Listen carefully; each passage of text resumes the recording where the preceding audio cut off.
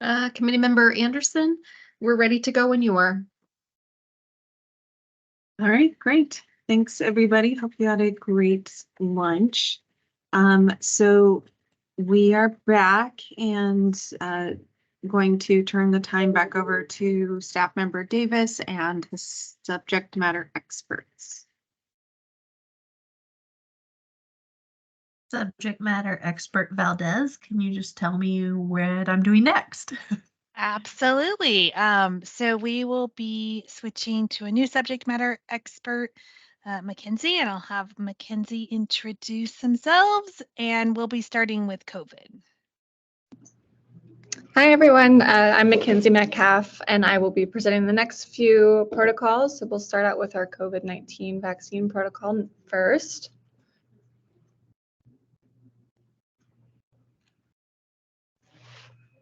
Staff Member Davis, you're not sharing your screen, just so you know.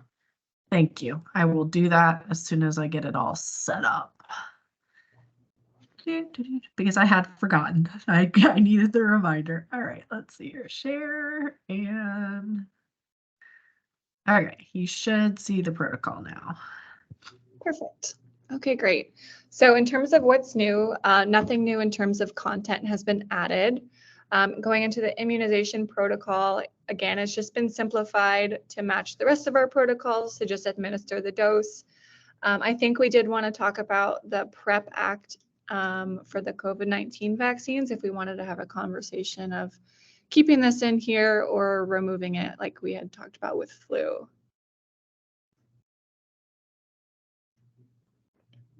Okay, hold on just a second. Staff Member Davis, I'm pulling up our rules and I'm going to pull it over onto the screen so everybody can see it. Hold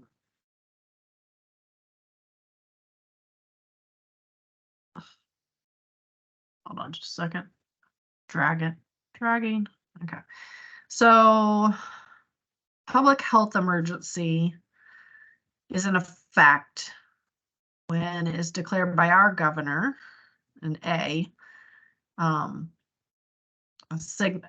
our governor, the president, or the governor has authorized the public health director to take actions. So right now we're not in a public health emergency at the state or federal level. However, the PrEP Act, as you're aware, certain provisions of immunity are still in effect through 12/31/2024. So I might need other staff to jump in here, but it would be my thought that currently we don't have anything at the state level that permits COVID vaccination under 7 years of age. And so this protocol should be limited to what's permitted by the state. If a pharmacist wants to act under the PrEP Act, they can do so, but that's not directed by our protocol. Am I saying that right, Executive Director Schnabel? Yes, this is Staff Member Schnabel. That sounds good to me that we can, I think it's okay to refer to the PrEP Act, may have a different provision, but not to really spell it out in our protocol. Does that make sense? But I think we can, mention that it is in effect until 12/31/24, but not be specific about what all it entails, since it's really a federal and not a state authority. This committee member Gibler, can we just keep that in there, but in maybe a different section somewhere, like a notes section or other considerations? Yeah, so it's clear it's not part of this protocol, but it's just again, I think it's good for pharmacists to still be aware that it exists through 12/31/24.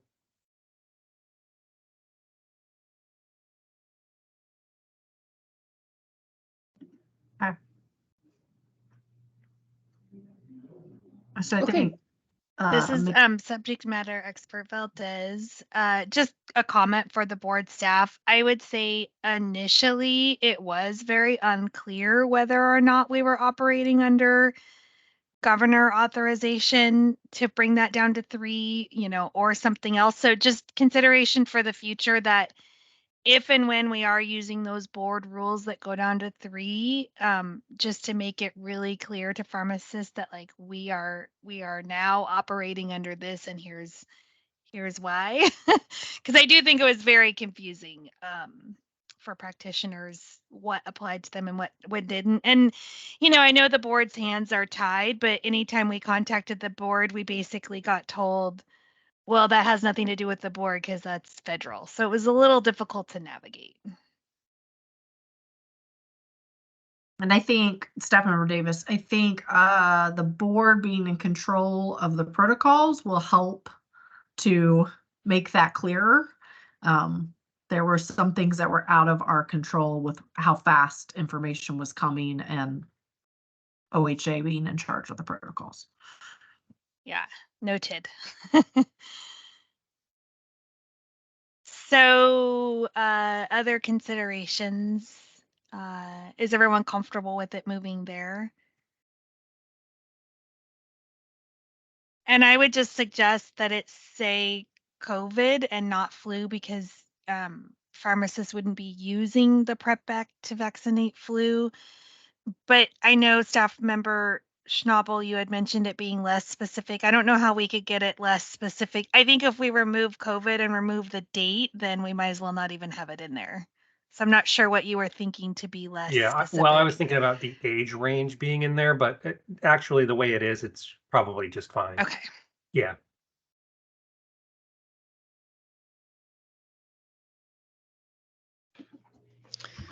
Okay, great. We can make that change there for that. We can move on to vaccine schedule then. So everything, there's no changes to the vaccine schedule in terms of content. It was just updated for the formatting of each tables. It is divided up into the vaccines that are available and the age ranges. So that goes through all of that. But again, no changes in terms of content there.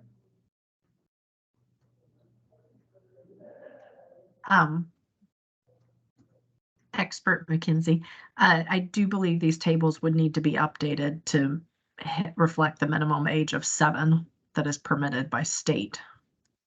Okay, that sounds good. Committee member Gibbler has his hand up as well. Thank you, Committee Member Gibbler.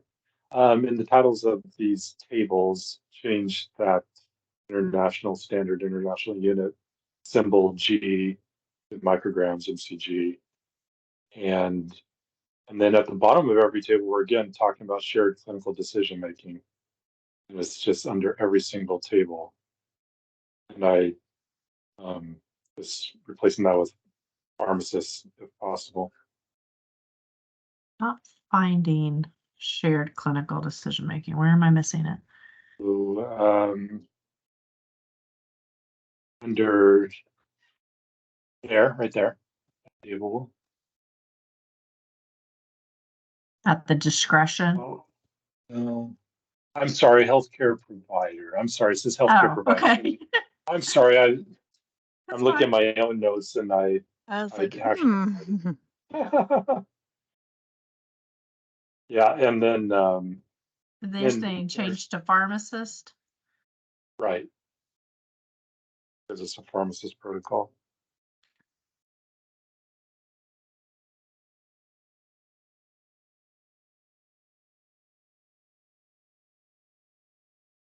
And then there's one table. Oh, God. no, go ahead. Oh, there's this one table that has an asterisk again. It's titled immunocompetent persons 12 years of age or older previously vaccinated with 1 or more doses of a monovalent.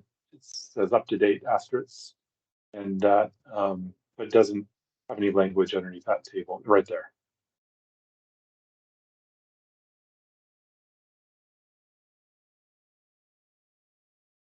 We do define up to date. I'll just need to look and see where that is. So let me make a note of that, and we might come across it as we come along. And this is staff member Davis. I think what might be part of the confusion is like the asterisk is used a lot Mhm. versus like here you used asterisk and plus. Yeah. And I feel like the OHA protocols use a variety of symbols and don't Mhm. reuse Yeah. the same symbol Yep. multiple times. Might run out of symbols. Yeah. They have an impressive list that you can pull from.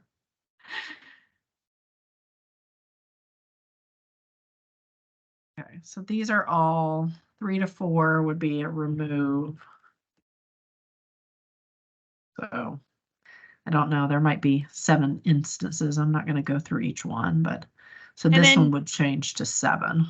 Right here, where we changed the word to pharmacist, are we going to need to define individual patient circumstances based on our last conversation?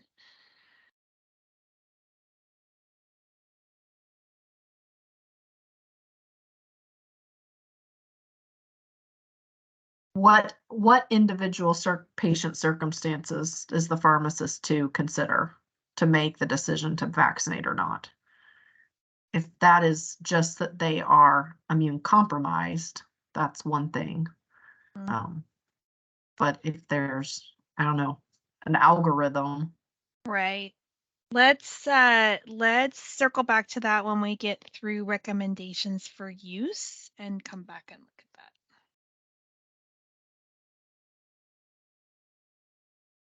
that. Okay.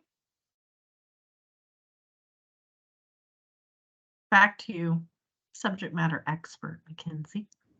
Okay. I think we could probably move on to licensed vaccines, and we can then make the updates to the schedules for the age range. Okay. So for licensed vaccines, the actual vaccines have stayed the same. The only thing that changed in this section was that we removed the pictures of the vials and just replaced it with a description of the cap and the label color. That's the only thing that's changed here.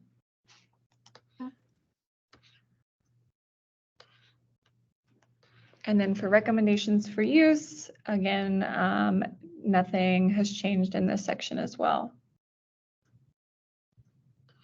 Staff member Davis, those comments are left over from the template and can just be deleted. Those related to the Hib vaccine that we originally. Oh, got it. I'm like, where? I don't remember writing I this know. comment February 15th. I'm sorry. Okay. I tried to inactivate comments on all of these before I sent off, and I think I missed this one. Thank you. All right, and then moving on to contraindications. This is the same as previous, no changes here.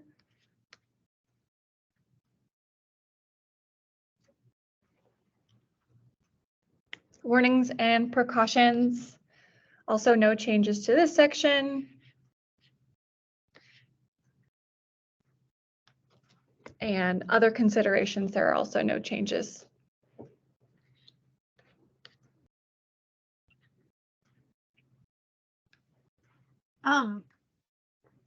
Staff member Davis, subject matter expert Valdez.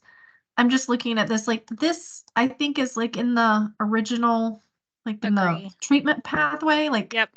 this reads differently than all your other ones because you would have things like highlighted, you know, like I'm not sure if some of this needs to be pulled out and just, you know, kept in the overarching protocol. Committee member Gibler has his hand up as well when you guys are done. Sure. The reason why I left that in, yes, I normally remove this for all, is because with COVID, they do have that extra piece of if you have a severe allergic reaction, stay for 30 minutes, which is not in the treatment path. The 15 minutes is in the pathway, but not the 30. Got it.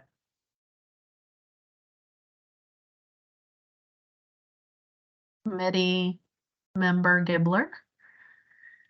Committee member Gibler, thank you. I noticed that in the back in the recommendations for use, for consistency, we've agreed that we would when we're looking at time intervals between doses, we would refer to 1 month as 4 weeks and 2 months as 8 weeks. And so that whole section refers to these intervals in the month by month. So just to go through there and change that to weeks. I think you already have clear direction on that, Amy. We're Okay. good. Noted. All right, Mackenzie. Let's see here. Where were we? I think we're moving on to side effects and adverse reactions. Okay, great. So we just added in bullet A here, which says COVID-19 vaccines appear to be more reactogenic than most. Inform patients that symptoms of immune system activation is normal and should improve without intervention. And then the stuff in the table here is the same, no changes. Storage and handling just matches the rest of the protocol, so no changes here. Updated references. Oh, yes, thank you. We can update the Fahrenheit to the change to that table as well. Okay.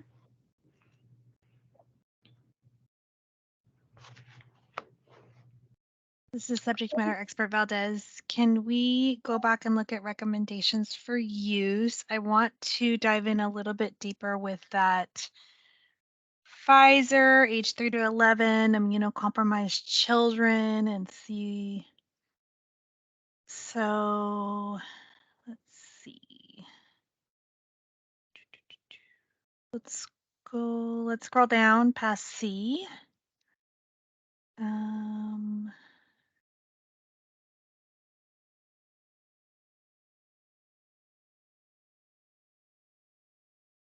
So this says additional doses may be again, repeats that language, which we would need to change that to pharmacist. And it talks about individual clinical circumstances.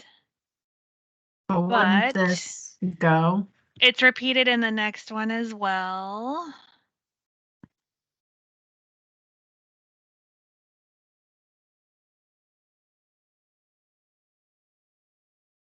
So I think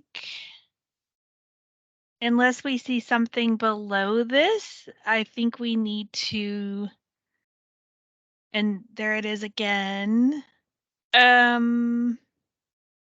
This defines immunodeficiency, and it also says persons with immunocompromise may self-attest, but I still don't think, to your point, it makes it sound like there are individual clinical circumstances beyond the label of immunocompromised. So I think we need to dive into that a little bit more and try to figure out where that language came from and adjust it if necessary.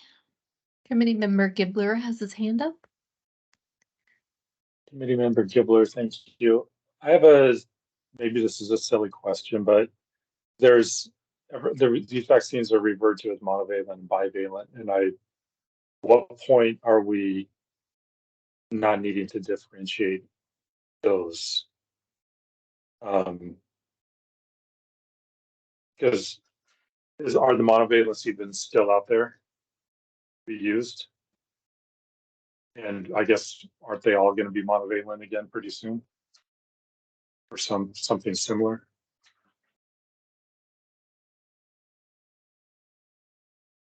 So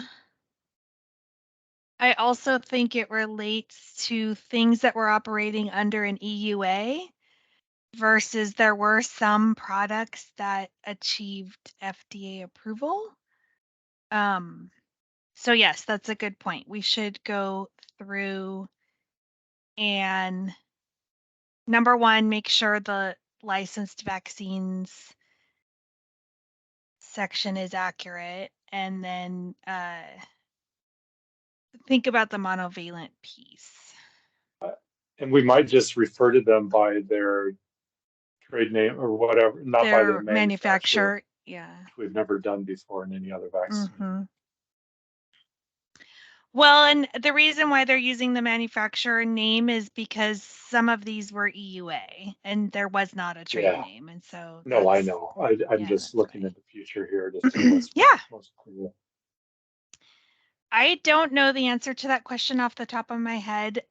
Crystal or one of the residents, do you know anything around full licensing of the vaccines versus EUA, like current status?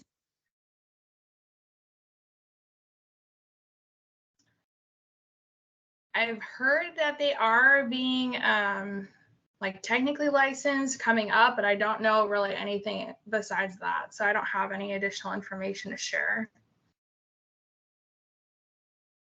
Staff member Schnabel.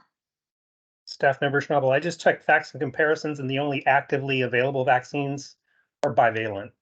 Mm-hmm. Yeah, and we just copied this over from OHA, so I think we just missed that edit. So I think what we can probably do is make sure we're not missing anything, but that sounds right based on what's happening in practice. We're not giving the monovalent vaccines, and the EUAs were pulled. So yeah, I'm thinking, unless there's some other reason I'm not thinking of in this moment, that we can remove the monovalent references. We will need to keep it for some of the history. And what's the title of this chart that we're looking at right now? Because and this is probably why it's mentioned, this chart specifically refers to people's history, and that's, I think, why it was included. But we'll go through it with that eye in mind and just make sure that anytime we talk about monovalent, we're talking about it from a historical perspective, and it's removed from any other charts. Okay. Thank you. Thank you. That would be more. That would be more.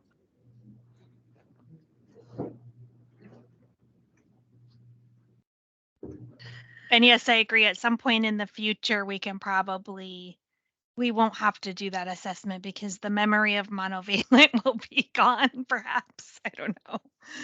Who knows what we're going to see with COVID vaccine? Yeah, we don't.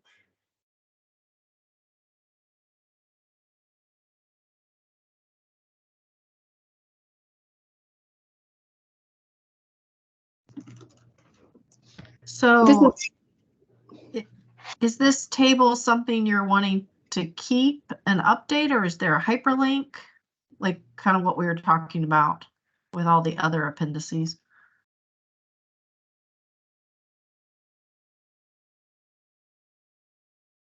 I'm sure there is a hyperlink.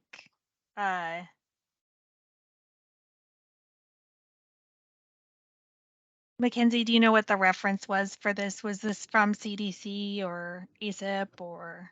Yeah, all of these appendices are from the previous OHA protocol that I just reformatted. But do we know where they came from before that? Did they cite it where it came from? I can take a look. I don't know though. Okay. As at the top of the appendix, this is committee member Gibler. That is from the CDC vaccine schedule. Maybe that's straight from there. Yeah. Yes, we can look into linking. I agree. And I think that does simplify the question. So we don't have this huge long chart full of monovalent this, monovalent that. If someone has to check history, and that becomes important, then they can refer to that link and look at historical dosing. So we will find the hyperlink.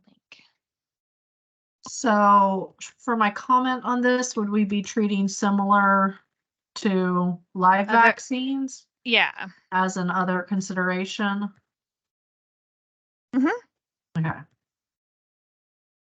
And link to CDC The resource, yeah. resource. Okay.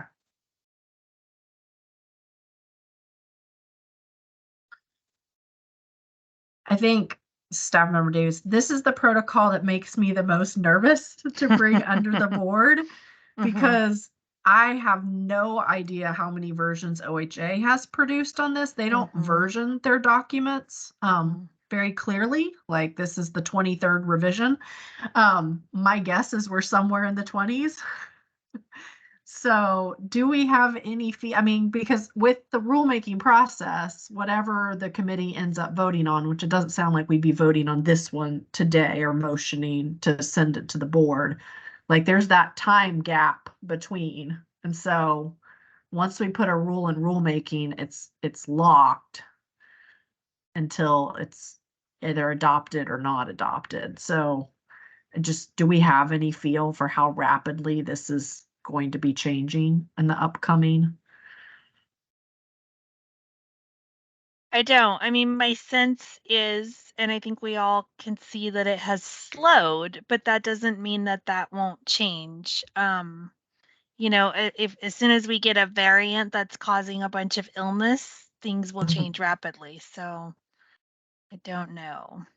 Do we foresee this eventually down the road as kind of being more like influenza, where there's like a new formulation each time we get a new major variant, you know, and then ACIP makes a recommendation and then we update the protocols. So maybe once a year, but it might be more frequent with this particular virus.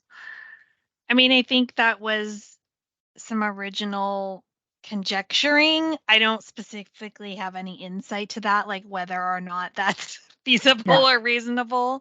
So I don't know the answer to that, but I would hope we can get to a point where it is changing less frequently. I mean, we're seeing even in like the health and safety regulations for reporting infectious disease and in workplaces, it is starting to resemble and be kind of lumped in with other infectious diseases and not necessarily called out as a special thing. So hopefully the vaccine will follow suit and can become more routine and generic, but I don't know that we're there yet. No. So yeah, that's a challenge. I don't know that we can work around that or predict that. But I agree with you that is going to be a challenge for this committee if it keeps pace with rapid changes. That is not the setup that we have. It does not facilitate rapid changes. So the committee may have to address that if we find ourselves in that situation. Committee member Gibler. Committee member Gibler, that's a concern of mine. What are our options to bypass the normal process so we can make rapid changes if needed, or annual changes that really are in sync with CDC on an end, like for the flu and COVID?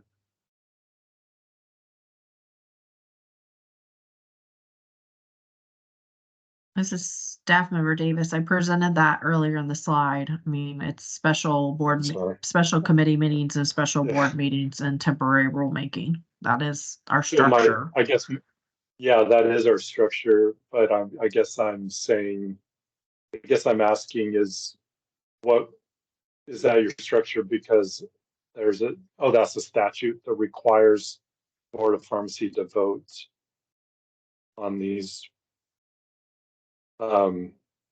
versus some sort of restructuring or where you can do like email voting or something. I don't know, you have to get the public comment, I guess.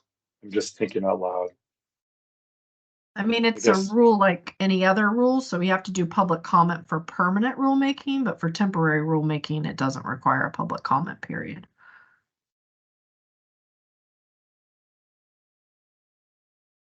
And this is subject matter expert Valdez. I think it's important to remember that we also didn't have a method for this prior to COVID vaccines. So I think just like in any public, if we find ourselves in a public health emergency again and things have to happen rapidly, that there'll be things coming down from the governor and from the federal level that, essentially give amnesty in these situations. So I would think if that happens, it would be a similar process to what we experienced when we first were faced with vaccines and no protocols. This staff member Davis, remember we do have special powers during declared public health emergencies, and we are able to enact emergency rules, emergency rules and for the good of the public of Oregon. Yeah. So it's a different process, but right now we're not in a public health emergency. So we're discussing how we will react, because this is going to happen. I mean, we are going to have a rule in rulemaking, and then the CDC is going to come out with something new, and we are going to have to pivot and update the protocol. And this is subject matter, Valdez, and I think, largely, if you read through history of ACIP meetings, it's typically very minor changes and changes that are not, and staff member Davis spoke to, the committee would decide whether or not it was quote unquote urgent or not, and that kind of drives the pathway it goes down. Most of these things are not urgent. Like, yes, they open up new populations for prevention, but not urgent. Now, if we find ourselves in an infectious disease public health emergency, then that would probably be something that would go down that urgent path. And so you would have kind of a different priority. But yes, like there's going to be many, many times where these protocols do not exactly in the moment match up with ACIP because of the process of rulemaking and board. But I think that's okay in the grand scheme of things in most cases, because it's not going to affect the health of the citizens of our state. Which was my ultimate concern. So thank you. Yeah. I guess we'll learn as we go.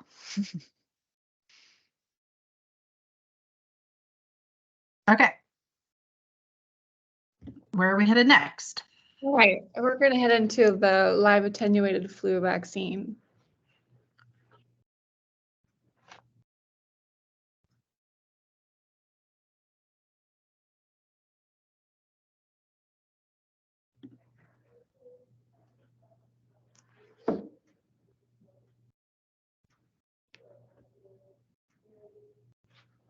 Okay. Okay, so as we previously mentioned with our other flu vaccine, we've updated the components of this season's vaccines that will be available. So that's noted in the What's New section.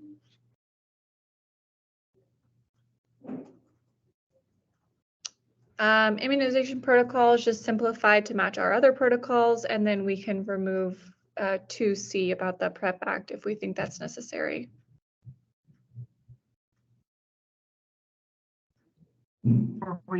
I can't remember our last conversation. Were we removing it or moving it?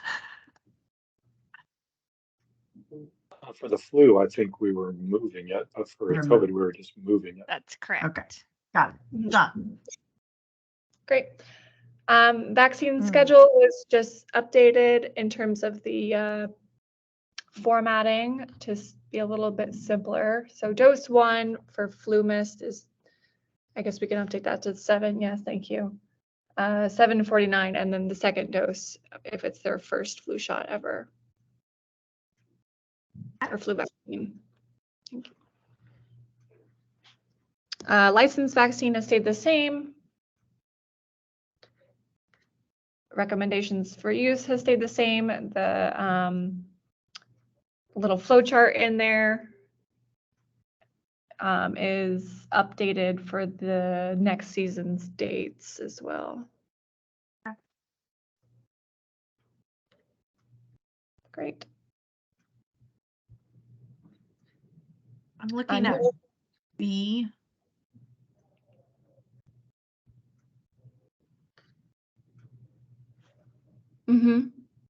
What, based on the conversation earlier, is there any change that needs to be made to B? Let's just make a comment to match it to the IAV. I did dig into that a little bit, and it looks like ACIP did intend to loosen the restrictions, and they are no longer concerned about severe allergic reactions. And so we're going to get some good language from that, and we'll update both to kind of match. So the inactivated one had kind of like 2 bullet points that were problematic, and then we'll make this one match probably related to whatever happens in the inactivated. Changing healthcare provider to pharmacist as well. Thank you. Okay, contraindications. Nothing's been added. For 6C, I think maybe we could remove that since it is talking about children aged 2 to 4. Can remove that whole bullet. Right. And then it looks like we did in contraindications CI, we did add the combination of using antiviral medication around the same time as giving flu mist in that table below.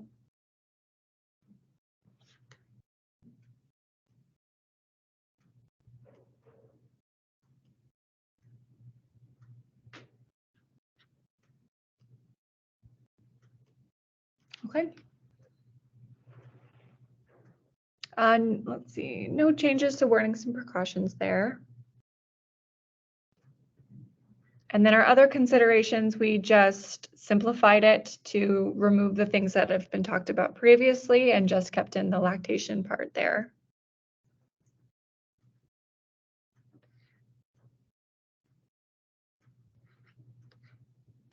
Side effects are kept the same as well, no changes on that part.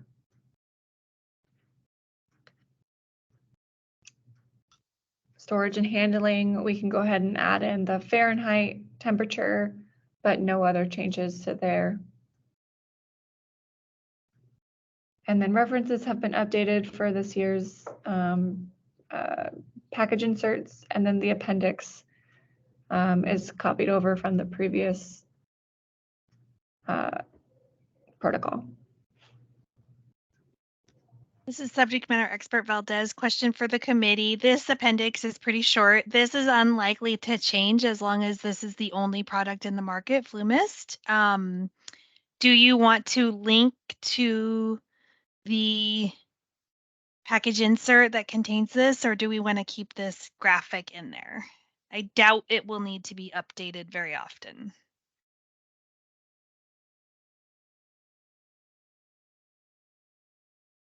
Pharmacists also have the product in their hand, so they have the package insert right with them too.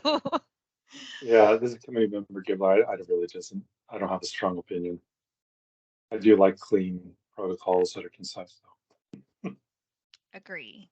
And I do think some of the, screenshots of picture graphics are hard to maintain the quality of. So I'm fine with that. And this is committee member Anderson. I don't really have an opinion either.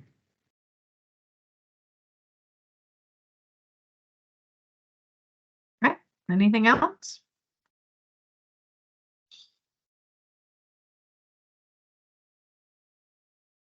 Okay, where are we headed now? All right, we'll go move on to our zoster vaccine.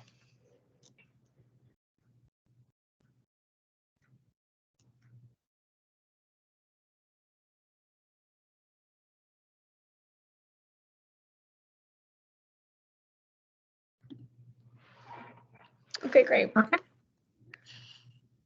So content-wise, nothing is new, just updated formatting. Immunization protocol, again, nothing has changed, just simplified to match the other protocols. Vaccine schedule, the table here was just rearranged slightly, so I think it's a little bit better to understand dose 1 and dose 2. And then we have our acceptable age range is greater than 19, and then asterisks for the age range 19 to 49 with selected immunocompromising conditions, that's listed below. And then the second double asterisk for the acceptable spacing is for immunocompromised patients. They can get it a little bit sooner in terms of a shorter period. That's just listed there, where before it was not listed in this section. I thought it would be helpful to just put it all together in the updated protocol. Question about the 2 months. Would the committee like it to read 8 weeks to 6 months? Or do you want to keep it months because of the 6 months part?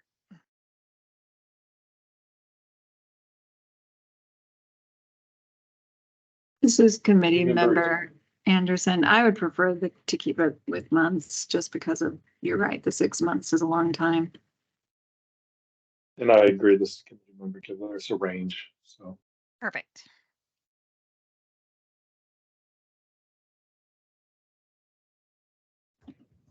Okay. Licensed vaccines, same as before, our Shingrix vaccines. It looks like, Amy, I don't know if you wanted to comment on this, the FDA approved age range on the previous protocol, it's greater or equal to 19, and then on this one, you had updated it to 18. Yeah, I just made a note. So the committee does not think it's a typo. FDA approval is 18. ACIP did not want this showing up on the pediatric schedule, and so they set their age at 19. So that is correct that FDA is 18 and recommendation is 19. Delete my comment. I now understand. I had read your note and didn't understand it. I've understood it now.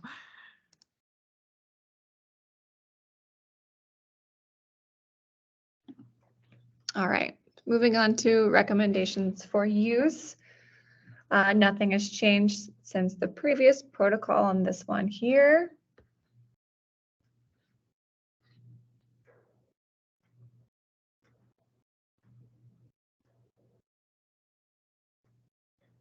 And contraindications, this has also stayed the same, no changes on that section.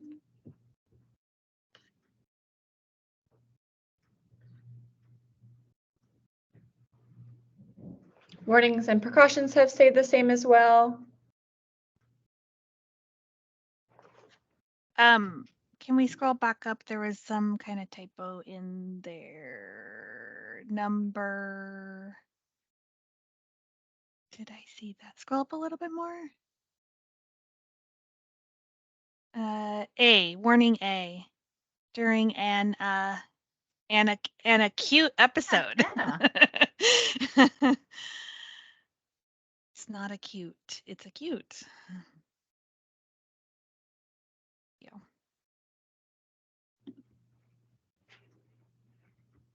This is committee member All right. Gibler.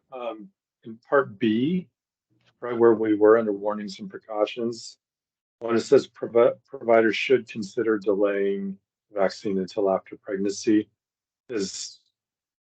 doesn't read like a protocol to me. That looks like a shared clinical decision-making process that probably needs more who in pregnancy should get it then.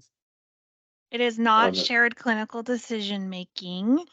I did debate about whether to leave this in here. So I think OHA put this in because zoster vaccine used to be a live vaccine, and so there just never was any question about giving it during pregnancy. When the Shingrix came out and it became an inactivated vaccine, technically that does allow for use in pregnancy. In the pharmacy setting, we really only give 3 vaccines in pregnancy, which is COVID, Tdap, and flu. So I wasn't sure if leaving this in made it more confusing. I could also see removing it. It is not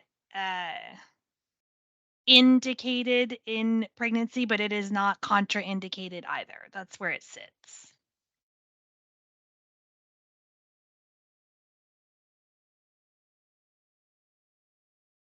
So in that case, it would refer back to the physician. Like if pharmacists have no order and ACIP has no comment on it, then it would always revert to their PCP.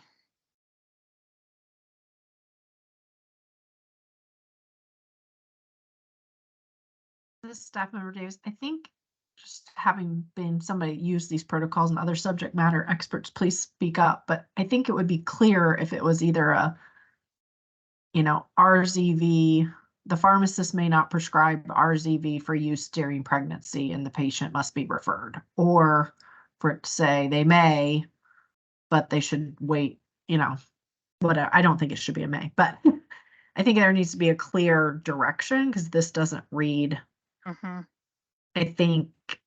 I think in things of like if a case were to come to the board and a patient was immunized by a pharmacist who was following the protocol and they immunized a pregnant patient with RZV, would this be clear that they should not have done that?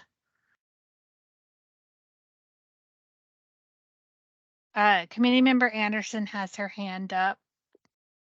Yeah, thanks. I was gonna actually say what staff member Davis was mentioning, with just saying that if there aren't any recommendations on use in pregnancy, then we should just refer.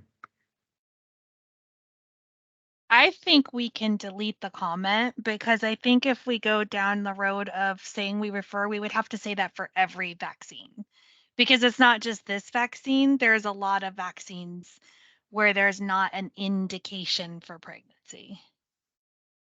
So I think just delete the comment solves all of that. It reverts to the allowed recommendations for use up above, which says nothing about pregnancy.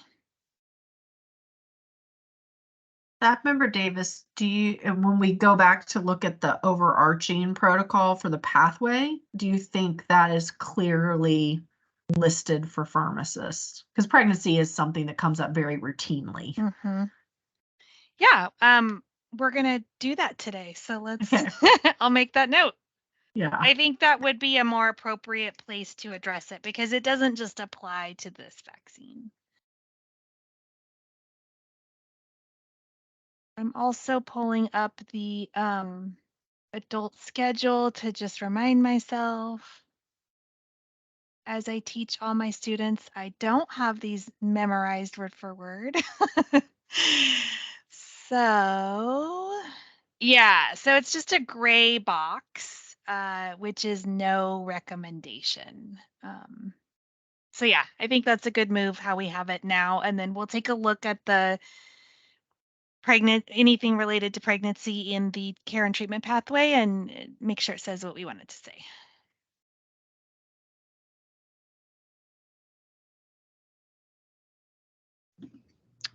All right, great. I think the next section was other considerations, where we added 8D, which says the vaccine series does not need to be restarted if more than 6 months have elapsed since the first dose. Otherwise, it's kept the same for A through C.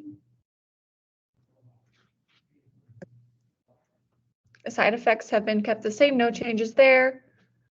Storage and handling is kept the same, no changes there. It looks like Fahrenheit was added on this one, so that's good. And then references have been updated, no appendices.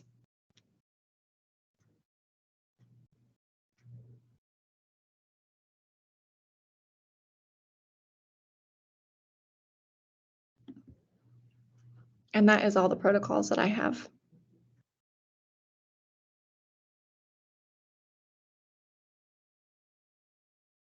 Okay, thank you to our new subject matter experts, C and Mackenzie. Great job, and thank you again to Grishelle for staying with us and presenting additional vaccines. Thank you very much. Appreciate your help on those. Yes, thank you so much. This required a village, so I really appreciate the residents' help. Next up, I thought we might have a little conversation about RSV. So this package was due to staff member Davis on August 2nd. I submitted it to her on August 1st. On July 28th, OHA authorized an RSV protocol. So I did miss that. And I don't think I could have turned it around in 2 days anyway, as I was leaving to go on vacation. So Crystal very kindly mocked up an RSV. You guys did not get this in your package, so you did not have this to review. But we wanted to bring it today so we can make sure it's included going forward. So I'm going to turn it over to Crystal to talk about RSV. All right, thanks, Amy. As Amy mentioned, this protocol was published by OHA less than a month ago, so there are no clinical changes, mainly just formatting. So what's new? No clinical changes. Moving into immunization protocol, no changes there. For those that are not familiar with the RSV vaccine, since it is new, it is just a single 0.5 ml dose IM for those who are 60 or older. I do note that the shared clinical decision-making verbiage can be adjusted there.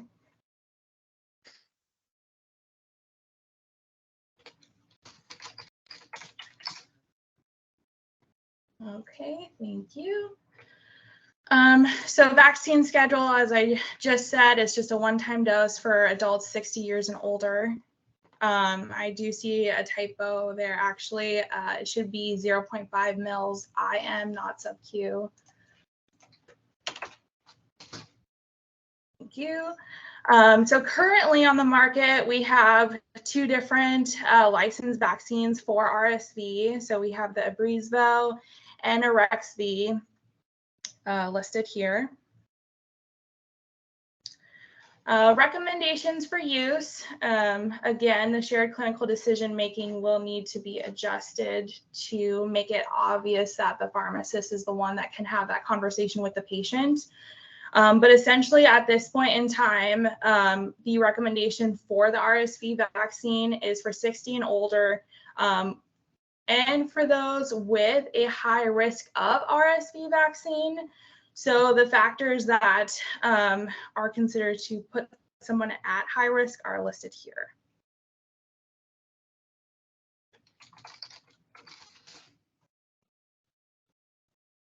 So I think when we wordsmith this, when we go back and do that, just making it evident that patient needs to be 60 years and older, plus have at least one additional factor, which is listed in section B.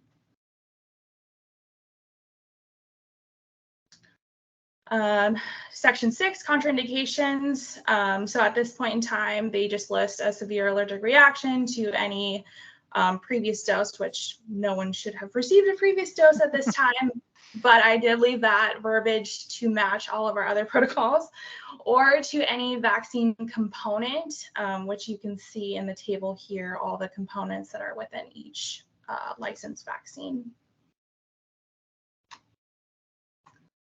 Section 7, warnings and precautions. Nothing changed from the existing OHA protocol. So anyone that has acute, moderate, or severe illness should delay until symptoms have improved. And then, of course, anyone with an immunocompromising condition may not experience a fully adequate response to the vaccine. Section 8, other considerations. So essentially, co-administration of this vaccine with any other adult vaccines is acceptable.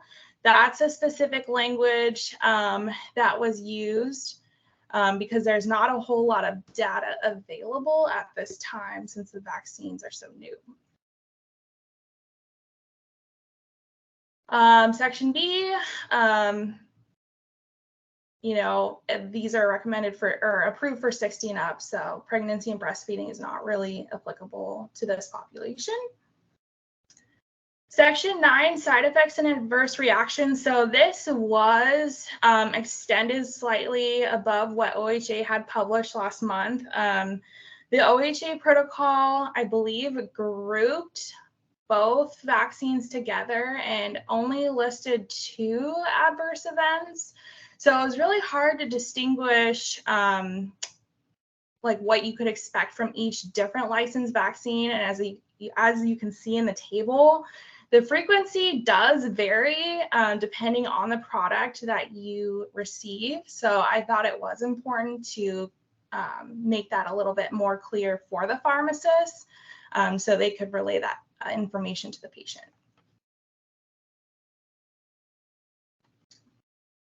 Section 10, storage and handling. I think this is pretty synonymous with all the other protocols. I can't recall if there was a conversation regarding the Vaccines for Children program and if we were keeping that, that verbiage for all protocols. Obviously, this would not be administered to children. Does anyone recall? We deleted it for anything that was not on the VFC list. Okay, so we can delete it here. Excellent. And then vaccine storage, nothing has really changed from when it was published. I did want to call out that Abrysvo, once it's reconstituted, cannot be returned back to the refrigerator.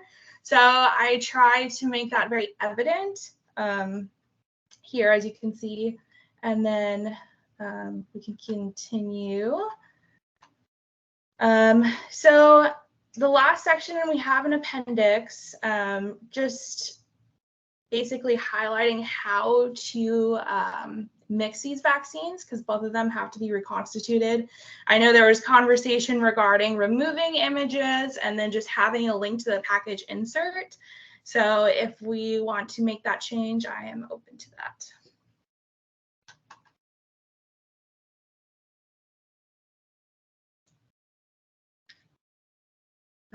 Any member Gibler would like to make that change. Thank you. And I am open to any comments, suggestions, or questions on this protocol.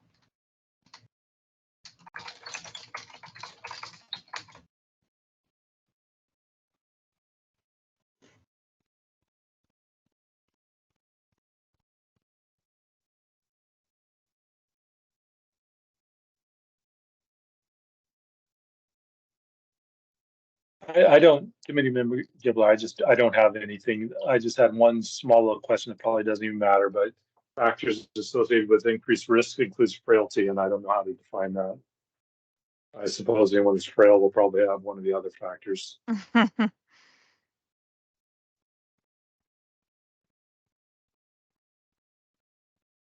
I'll make a note for your consideration. I assume lung disease, chronic lung disease like COPD or asthma.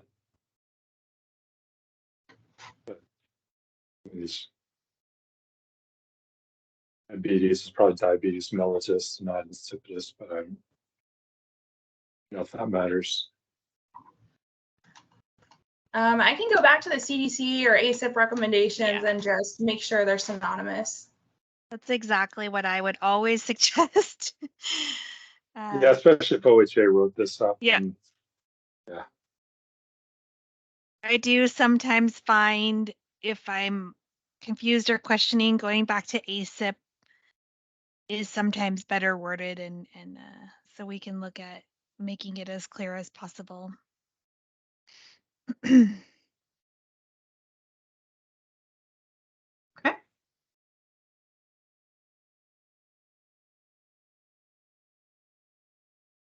Okay, so that is the end of the new things that we had to present to the committee today. I did have some questions and comments and things to present regarding things you've already seen. So we can jump there next. Maybe we can take a look at the polio vaccine first. Do you want the combined one? I would like the combined one, yeah. Okay. be great. Thanks. So while Staff Member Davis is bringing that up, I'll update the committee. So last time we presented, I believe it was back in May, we had two separate protocols, one for routine polio and one for travel protocol, travel polio.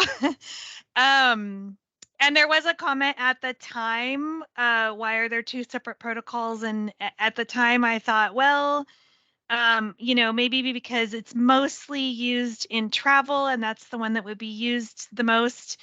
But after going through kind of the whole group and seeing how things are laid out, I do think it would be best to combine and just have one protocol for polio.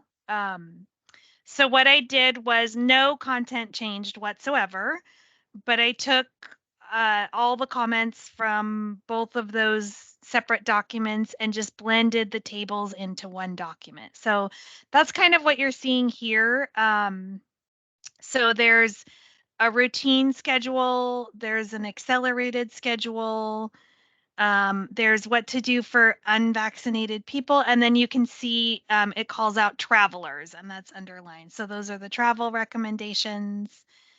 So essentially each section is going to have multiple charts related to routine vaccine and travel vaccine. So wanted to get committee thoughts about combining those two into one protocol.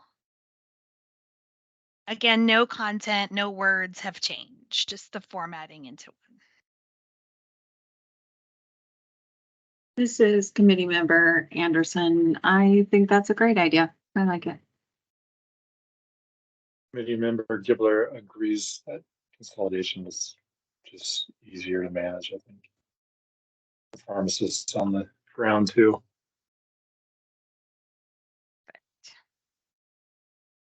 So other than that,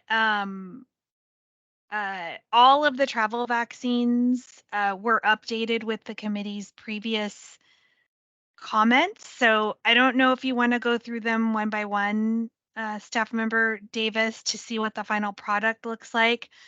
However, so my thought going into today is this would be a group that we could definitely approve, but we did have several comments today that we are going to have to go back and look through. So in these travel protocols, based on the comments from today, we are going to have to look at the citations and make sure all of the package inserts are linked for easy access.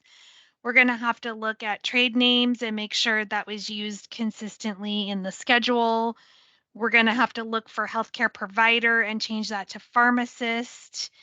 And then none of the travel vaccines have shared clinical decision making, so that doesn't come into play. But I think that's 1, 2, 3 things that we'll have to go back and adjust. So I'm not sure, Staff Member Davis, if that means the committee needs to look at those again, or there's liberty to just make those changes by agreement, or how you want to handle that.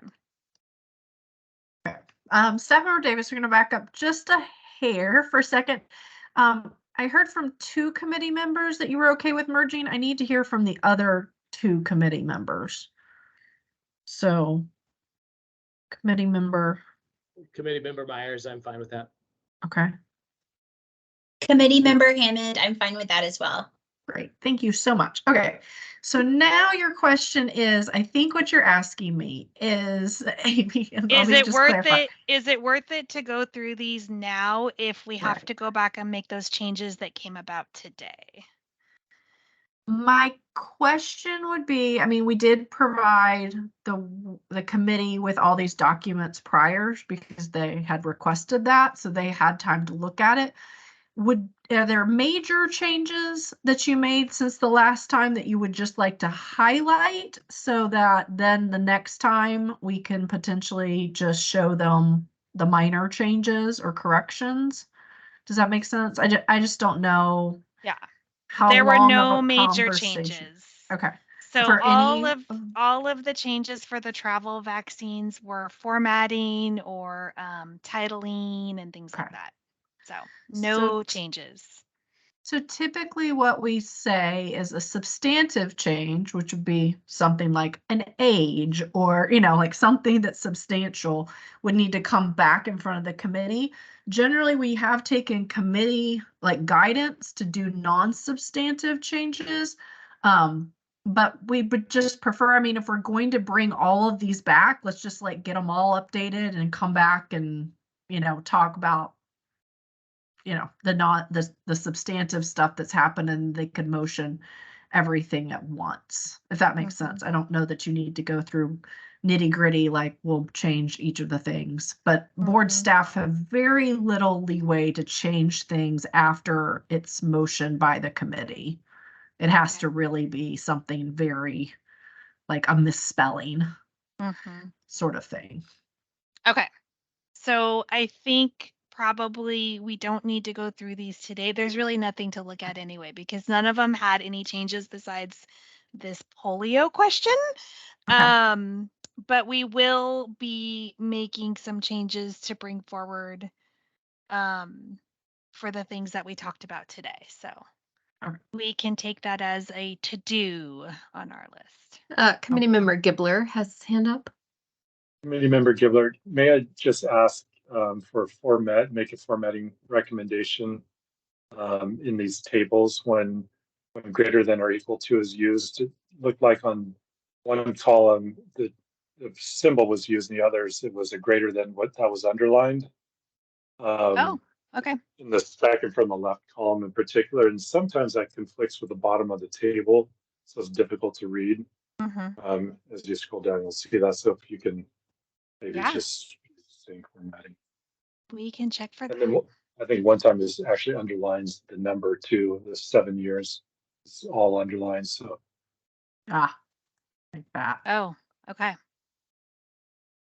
So instead, I'm just gonna do one so that we have it. I usually can do this quickly because I know what I'm doing, but okay, there we go. Something like that. And I don't know where those came from, but all the cutting and pasting on this one, I'm not surprised. We can check for that. I have a running list of all the things to check for. So it took me longer and longer because my list kept getting longer and longer as each protocol came along. Like, oh, now I have to look for 47 things. This is Thank good, you though. for keeping that list in one place because I've only been making notes in the protocols as the things came up. So I love the eagle eyes for all these little things. You also get a bit blurry reading these after a while. But we're also all pharmacists, right? And so we're very much that way.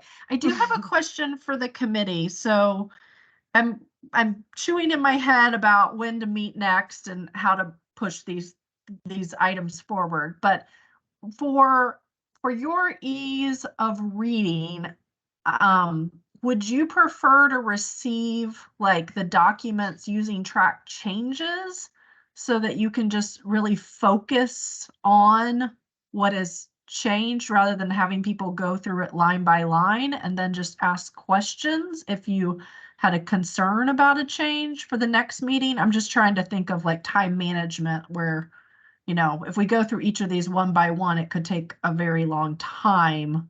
Would it be, what is your preference? Because it's really the committee's preference. If you'd like to see things and track changes and have it sent to you a week prior to the meeting, and then just discuss the items that you've highlighted. Otherwise, motion. Yeah, track changes. Committee member Gibbler is so much easier for me personally, but maybe others have different ideas. As committee member Anderson, I agree as well. I like track changes. Committee Myers, Committee member Myers, I third that.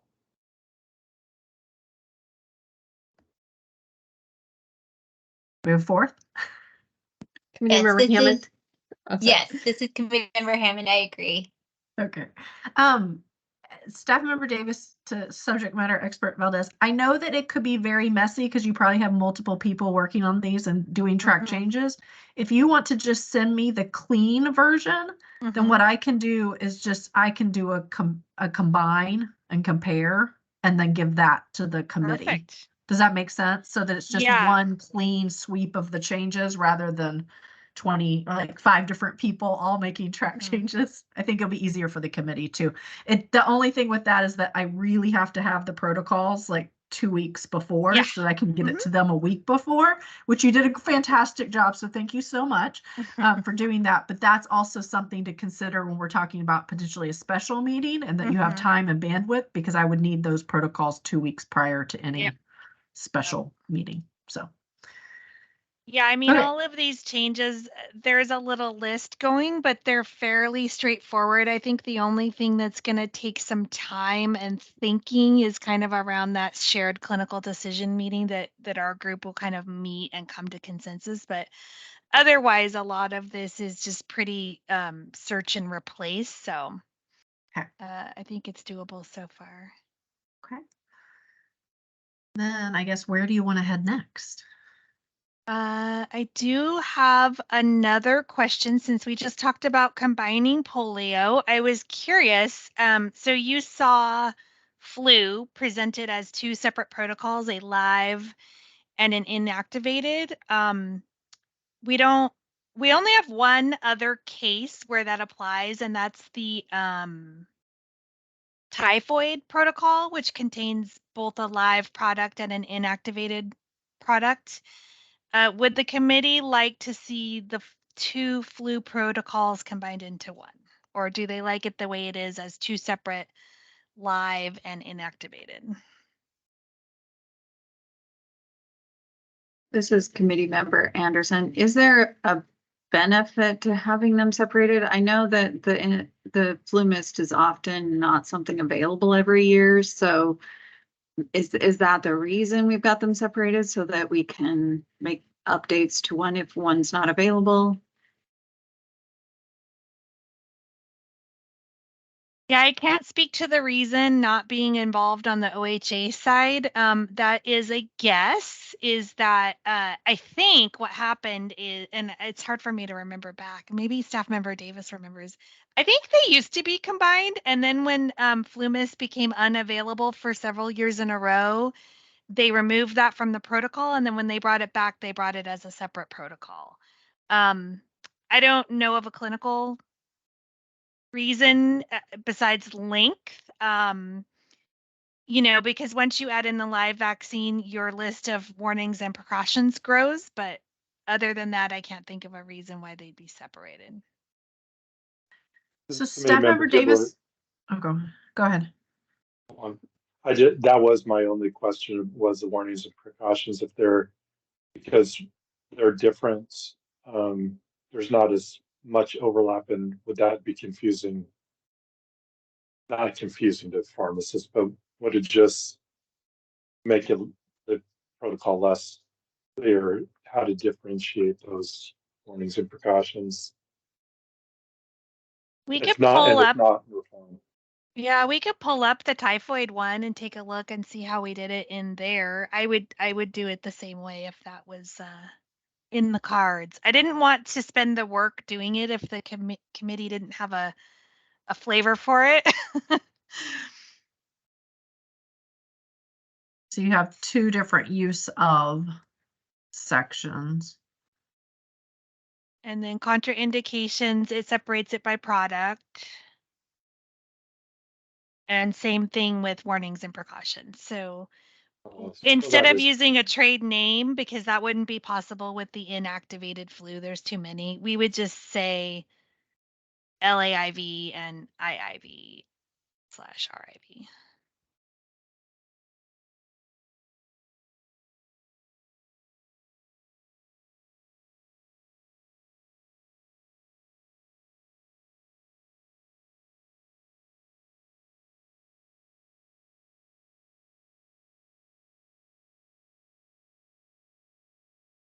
Committee members, I need to hear from you if you would like them to do the work, and would you like to see it?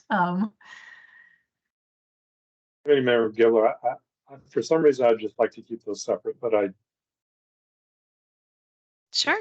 I don't know, unless there's some compelling reason, whether it's ease of workload for everyone, whether it's easier for the pharmacists. I don't know if there's any real reason we need to consolidate those. This Committee Member Myers, it seems like a workflow issue to me, so I would defer to my pharmacy colleagues. This is Committee Member Hammond. I agree. I would ask the pharmacy colleagues, or yes. This is Committee Member Anderson. I also don't have a big preference. I think I'm leaning more towards Committee Member Gibbler's thoughts on just keeping them separate, based on the differences in terms of people that can get one versus the other, that one has a lot more exclusion criteria and that one sometimes is not available. So I think I would lean more towards keeping them separated. That works for me. I just thought I would ask the question since we had talked about combining some other things.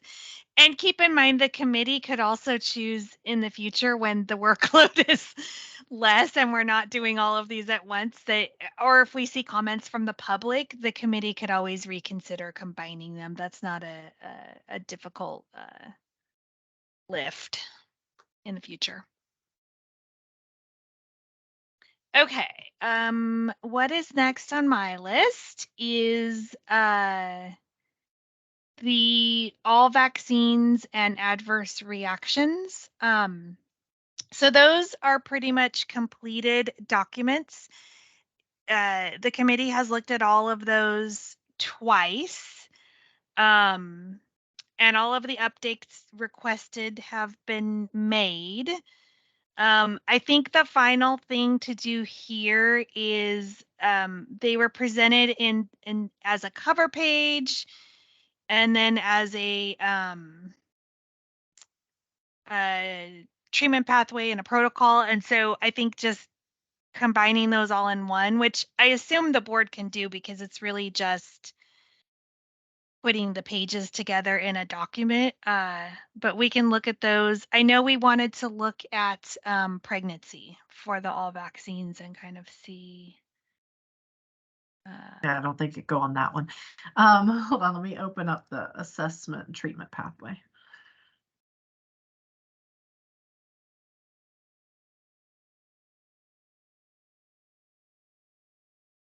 So pregnancy isn't mentioned. But in your step 1, you have present medical history. And pregnancy status. Oh, it is there. Why did I not find it? Did I misspell pregnancy? I must have. All right, so we're at least collecting the information of pregnancy status. And then they assess based on health conditions. Assess precautions and contraindications based on responses. So that could be a contraindication. Committee Member Gibbler has his hand up. Okay. Well, we can wait until after they're done. I was just trying, I was talking through this verbally. So then plan, implement. I think we were relying heavily on in section 2, referring to ACIP schedules, the pink book and the yellow book. So we deliberately kept this succinct that pharmacists would use their training and their resources and that everything didn't need to be, detailed out. So I think that's why it is fairly vague. So if we wanted to add extra information about pregnancy, we could, but it is available in those resources. There is a whole ACIP section about pregnancy and vaccines. And I would say the general, and Crystal can also comment, pharmacists are pretty well versed in the usual and typical vaccines in pregnancy and referring patients who want anything else. Like that's what's in the APHA training, and it's emphasized pretty heavily. But I don't know, Crystal, if you had anything to add about, does a pharmacist find themselves in a situation where they're contemplating vaccinating a pregnant woman and it's not Tdap, flu, or COVID? I would say that those circumstances or occasions are very, very rare. And from what I have done or I have seen, if it's not one of those three, typically they're advising the patient to seek the vaccines from their healthcare provider, not the pharmacy.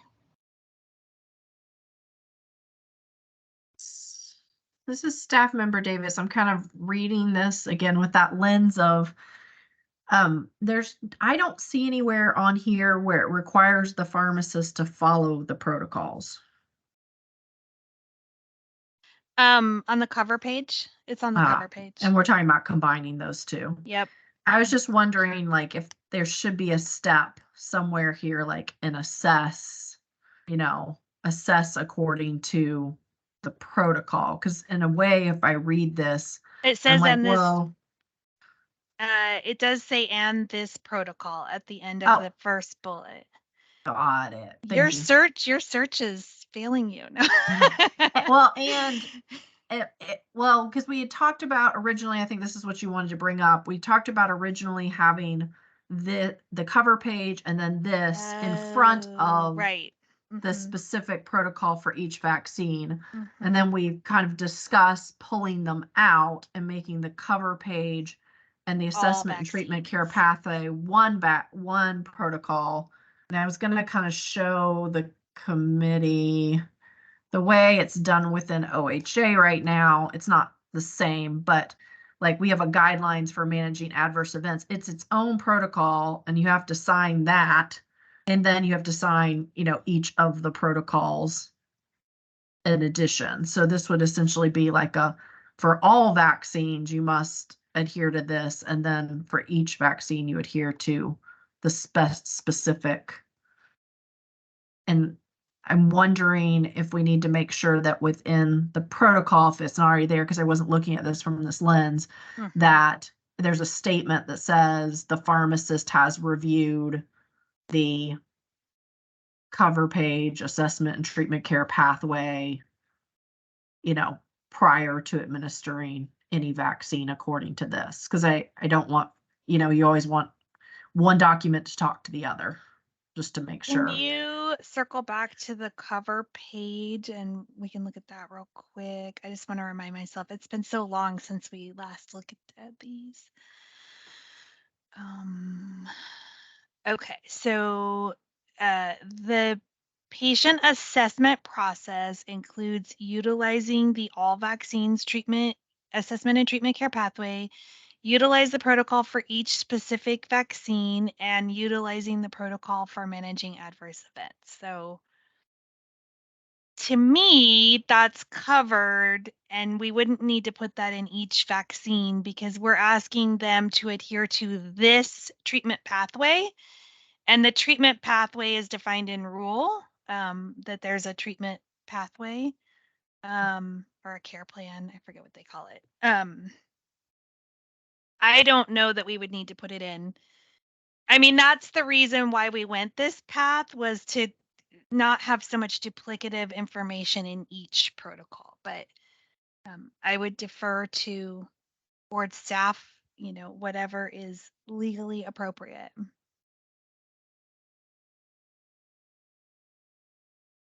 I was just bringing it up as a thought. I am, looking at the cover page here, I do think maybe the best course of action for the training and education is just to refer to the rule. Because it's going to likely change. And I don't want to have to update this every time. So it's like the pharmacist must complete training as required by OAR 855. Right now it'd be 019, for the Division 21. And and then we would have a 115 one. So. Yep, I Okay. think that's a good move. So back to the treatment pathway. Staff member Melvin, really quickly on that cover page, the only other thing I amend, as I'm looking at our other protocols that already exist, I just add page numbers in that section under standardized patient assessment. That's the only other thing that we typically touch because the page numbers change after the board adopts it. Non-substantive thing, but we can just build it here Yes. so that you, Mhm. and I don't think this, it's not, well, these are separate protocols, Rachel, though. They're not all one package, so it would just be a hyperlink to the protocol. I see that word all in all caps. I see. Never mind. I'll put a hyperlink these. Okay. Board staff. That's a board staff note. Okay, So I you want think, to go back. yeah, where it says this protocol, I just want to make sure that makes sense. We might need to change that to the language used on the each specific vaccine protocol, I think was the language used on the cover page.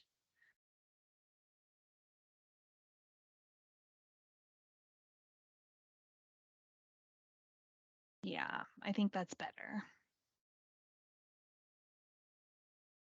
So for the committee, is there a feeling like you wanted to add in additional resources regarding pregnancy?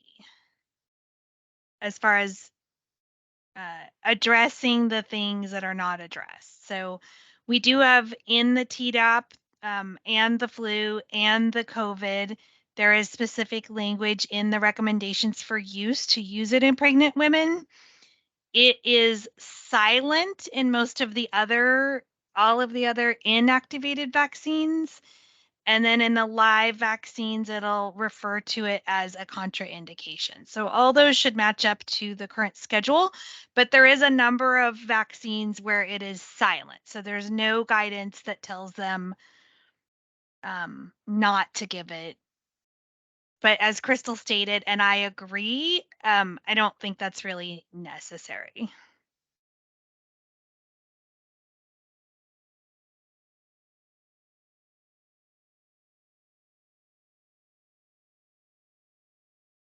That works for me, committee member Gibler. This is committee member Hammond. That works for me as well.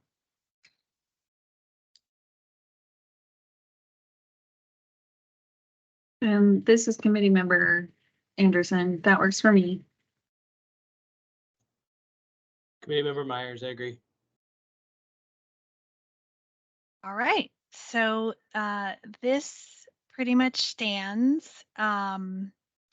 So I think as far as like what we could approve today, I think you could approve this all vaccines treatment pathway today. You've seen it 2 times previously. We have this new edit today, highlighted in pink. And then we also have the adverse reactions one that you've seen twice and could approve today. Neither of those would have comments that we talked about earlier to update in the protocol. So things like the trade names and shared clinical decision making and all that. So I think those are the 2 things you could probably wrap up 100% today. Other than that, my subject matter expert group is going to need to come back to you with updated versions of these based on the feedback today for all of the individual protocols. So this is staff member Davis. Just trying to think about the clearest way to do this, not just for the public, but also for the board, like, because this is a big mind shift. If this group were to motion to send to the board, like just the all vaccines protocols, Today, I wonder if that might be confusing for the board because then they're not seeing any of the individual protocols. And whether if there's even a need to motion today, or if you'd rather say, nope, let's come back, let's have a special meeting. You'll show us everything and track changes so that we can quickly, go through rather than have to go one by one. We can discuss the shared clinical decision-making changes because I think that will be the most robust discussion from the group, and then motion to send everything to the board so they can review it all at once. I will, however, also caution though that the board has a lot already on their plate, and then this is another massive lift, which is one massive lift after another. But I just wonder if seeing the all vaccine protocols, I don't know if that'd be helpful if we don't have at least one of the individual, or I could show them. I'm trying to think like, what could I notice one that's just like draft, it's not, I don't know. Committee member Gibbler has his hand up also. Staff member Davis. Thank you. Go ahead. Sorry, hold my hands up, but it's also we're in the middle of another discussion, so I want to go ahead and finish this discussion, but keep my hand up because I want to have a broader question. Staff member Davis, is it possible that the committee could approve these today to send to the board at a future date? Or when you say you're going to send to the board, it immediately goes to the board for the next meeting? Like, could this be approved and held? Yes, it could be approved and held. Yeah. Just to reduce the work at the next meeting. I mean, it's fairly small compared to what's going to be in the next meeting, but I think anything you could take off the plate would make that meeting shorter. Okay. Staff member Melvin or Schnabel, do you have any concerns with that? I'm just thinking on the spot. Staff member Schnabel, I don't have any concerns. It sounds reasonable. Okay. Staff member Melvin, so this is going to come down to versions. So however we label the version. So if this group approves something today, we just have to be very clear on what we're taking to the board in October, but it sounds like we may have another September meeting. So just to make sure I'm clear. So are we taking August versions to October meeting as well as September versions? Or are we going to change all of our versions? That's the piece of it that would get noticed to the public as well as the board. I think for these three, I think there's three, they would go, it might be two by the time we're done. They would go as an August version, and then anything else the committee recommended in September would go as a September version. And then if the board sends it to rulemaking, then it would be noticed. I don't know exactly. Remember, we have to change the versions all the time until it's finally adopted. Yes. The board version is different. When it goes to rulemaking hearing, it will be the date of that month, right? Yeah. Anyway, just so as long as we're keeping our versions clear and there aren't changes between an August and a September committee meeting. Right, does that make sense? And I think if the committee motioned this and then they come back in September and said, no, we need to change something, they could withdraw that motion and then change something because it won't have gone to the board yet either way.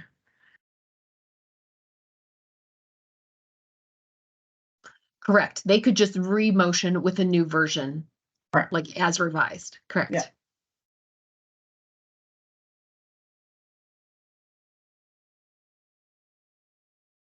So Amy, the two that you're proposing today would be the all vaccines cover page with assessment and treatment pathway, all as one document, which I don't have as one document right now, but that idea. And then the managing adverse reactions, same thing, the which cover is page. I think it's 3 sections right now, a cover page, a and treatment pathway, and a protocol. PDF'd into one document. Yep. I don't see a need that we'd be circling back to these for any reason. So these in my mind are complete. If the committee wanted to get something off their plates, I think we could finish these today and not look at them at the next meeting. Unless of course something comes up and the committee would have that option as stated. I have one other thought. Just throw it out there. Because I know OHA, their protocol, they had to make some changes to that managing adverse events to permit the down to 6 months for influenza. Is there something that would need to be changed in this? You know what I mean? Yes.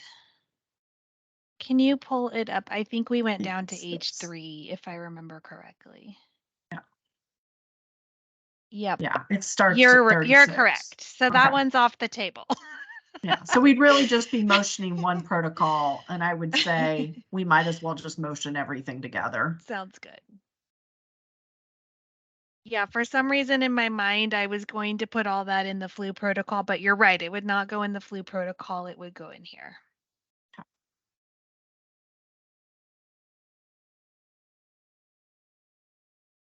So we're getting closer. Yep, we're very close.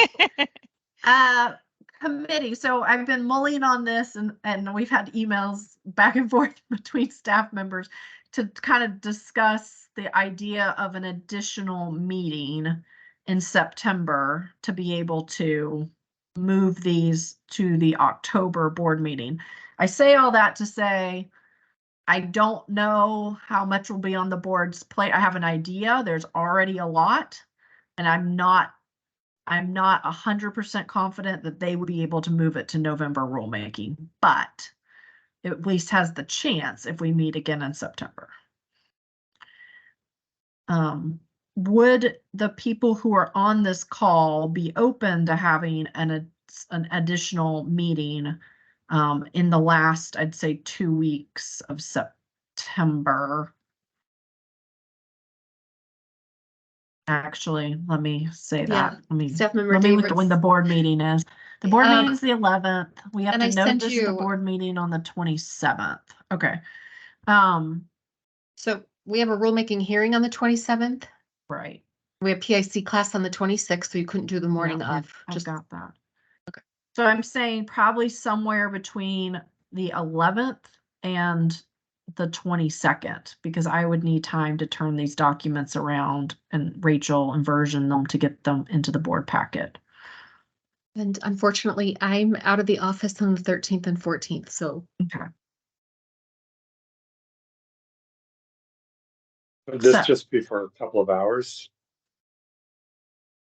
I believe it would be less. I think it would be done by lunchtime for sure. If we do the track changes and you've been given advance notice to look at them. But again, like subject matter experts, like if we meet on the 11th, I'm going to need the documents by August 28th. I just don't know how quickly you can turn things around. That is heard. Yes. Crystal, do you see any barriers? We actually already have a debrief planned for today, which maybe is still in the cards. Do you see any barriers, Crystal, as far as resident projects? Not to my knowledge. I did tell them that we were hoping to get any edits back within 7 days. And they did not have any issues with that. So I think we would be okay to get everything turned in by the 28th. We had already discussed as a SME group, whatever we were going to hear today, turning it around pretty quick, just knowing that there was going to be these interplaying deadlines. So that's feasible from our viewpoint. Okay.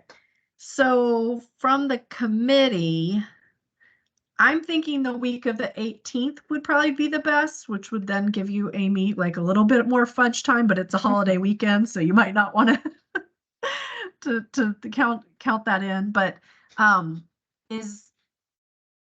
I don't think we at the board have any conflicts the week of the 18th, like other public meetings that are already noticed.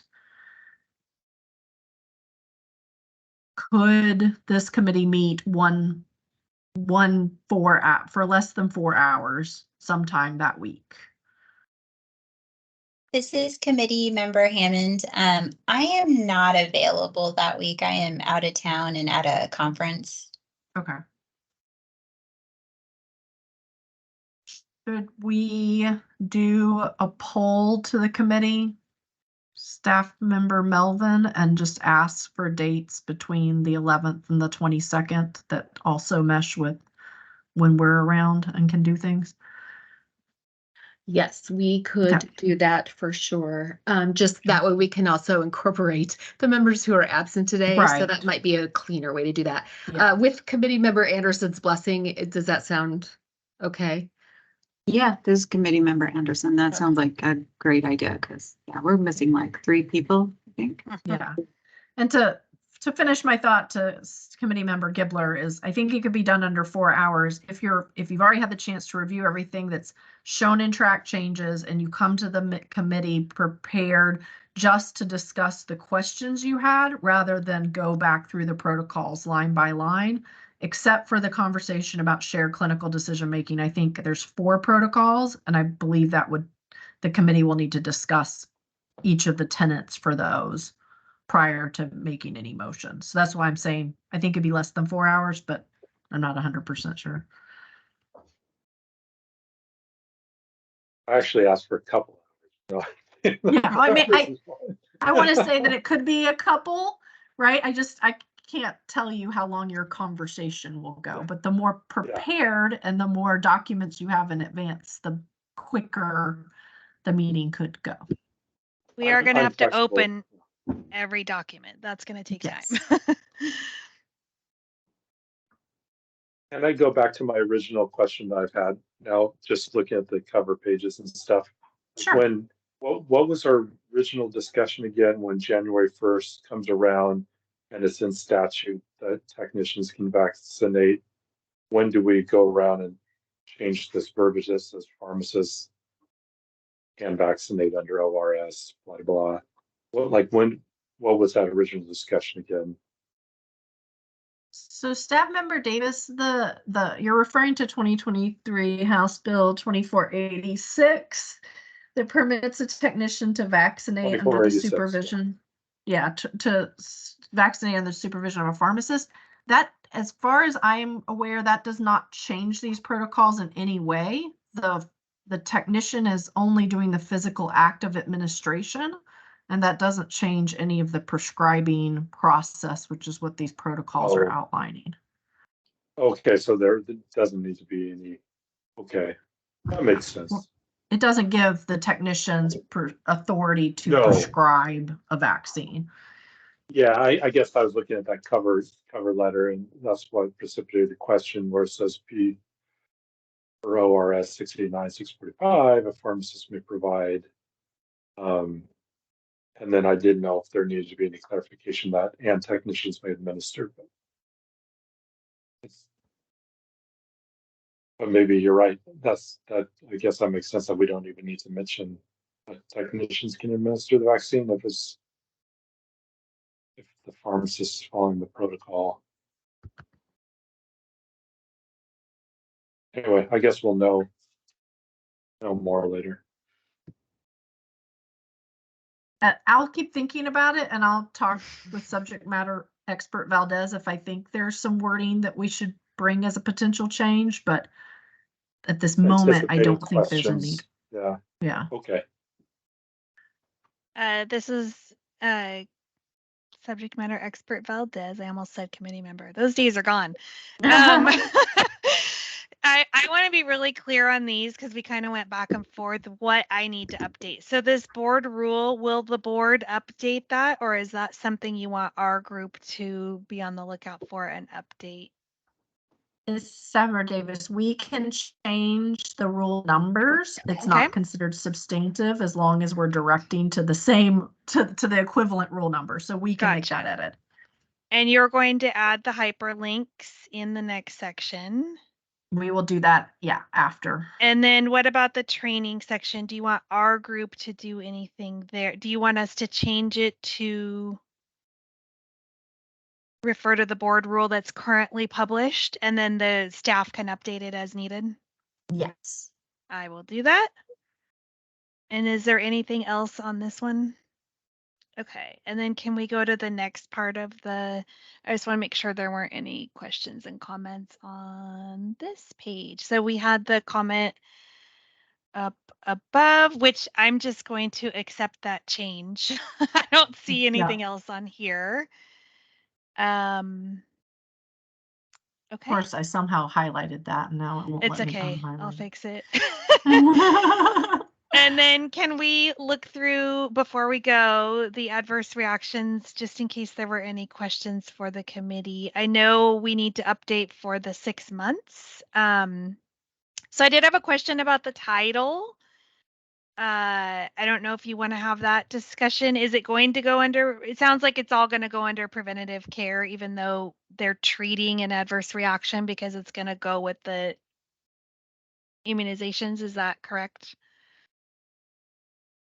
I think that's the best place for it. I agree Sure. because you're responding, but the immunization itself is preventative care and this Right. ties with that. Okay. Perfect. And then you're going to update the rule numbers and I will update the training to the link. Okay. Can we go to the next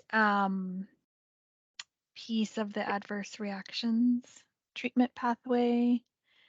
So I just want to make sure there's not anything that would be affected by our conversations today. And I don't see anything. So I think that one is good to go.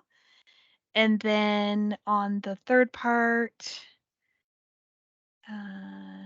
do you see any other comments from me? I don't think I had any. I just accepted the changes that the group had made previously. So, okay. So what I will do on this one is just add the info. Oh, there we go. So same thing. Do you want me to just link that to the board? How do we want to handle this verbiage? We have we're going to have a universal rule about record retention and documentation. Mhm. So we don't have to keep repeating it in the rule. It Mhm. may be easiest just to say, you could just put current healthcare provider CPR card per, and then just list the rule right now that requires Okay. that. And then we can just update the rule to be the universal rule number Perfect. when that comes through. So same as the training section, just reference it back to the current board rule. Mm-hmm. Okay, and it looks like that's the only comment. So I think we have our mission. And I'm just going to say, like, remove additional language. Like, you don't need to repeat the rule, just reference the rule. Yep. Because that will change. And then that would be more significant.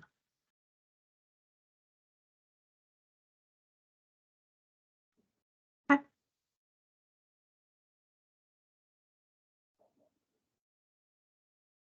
All right. Is there anything else you need direction on, subject matter experts from the committee?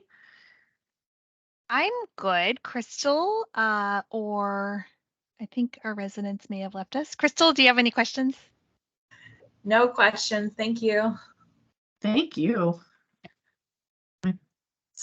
Let the committee speak for themselves, but this is, Amy, I think this is more work than you did when you were on the committee.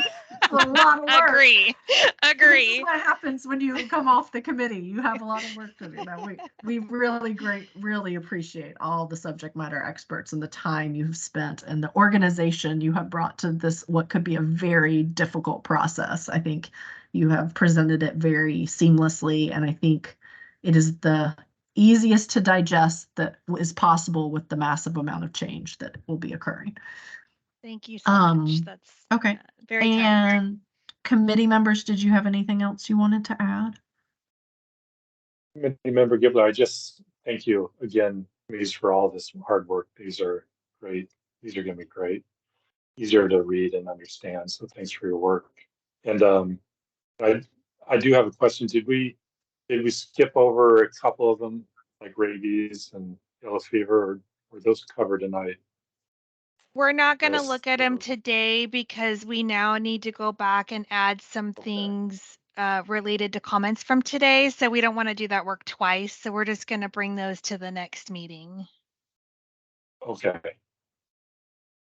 But if you wanted to open something because you had specific comments or notes that, There's an email then domain please. that I wanted. Yeah, there's an email domain in the rabies vaccine OHA email domain. They've updated their emails, and it refers to the Oregon Acute and Communicable Disease section. And they're going to update the OHA vaccine protocol, but the domain is instead of state.or.us is .oregon.gov. Perfect.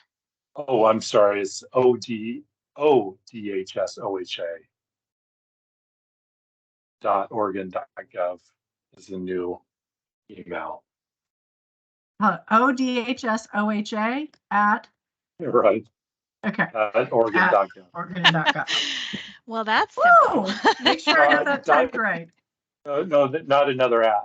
Yeah, Oregon.gov. got it. I'm there now. Okay. Yeah, that was the only thing I saw in the rabies, but we're updating the OHA protocol, and so. Is this still the acute and communicable disease section? Well, they didn't object to that when I emailed Okay. them. I was impressed that I even got a response. So yeah, if any other committee members had comments about the travel vaccines that we did not look at, let's bring them up because we want to really be at final when we meet again. So if you have any comments, let's talk about them now. So we have a complete work list when we leave this meeting. This committee member Myers, I didn't have anything additionally, and I actually need to jump off. So,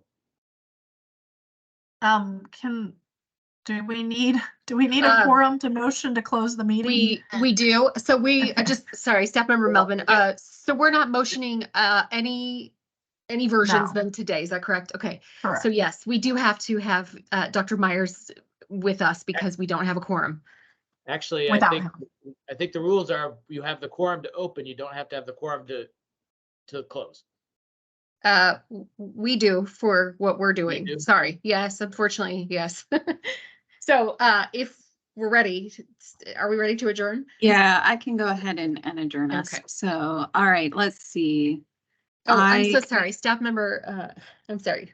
Committee member Anderson, could you also state for the record, the public comment? We had nobody sign up today, so we will not be having public comment. Oh, sure. So this committee member Anderson, nobody signed up to provide public comments, so I move to adjourn. Thank you everyone for attending. So committee member Anderson moved to adjourn at 2:13 p.m. This is committee member Gibler, a second. All right, committee member Hammond. I third. Thank you. Committee member Myers. Yes, and I apologize. No worries. All right. Thank you so much, everybody. This meeting is now adjourned. Thanks, Thank everyone. you. Thanks. Bye-bye.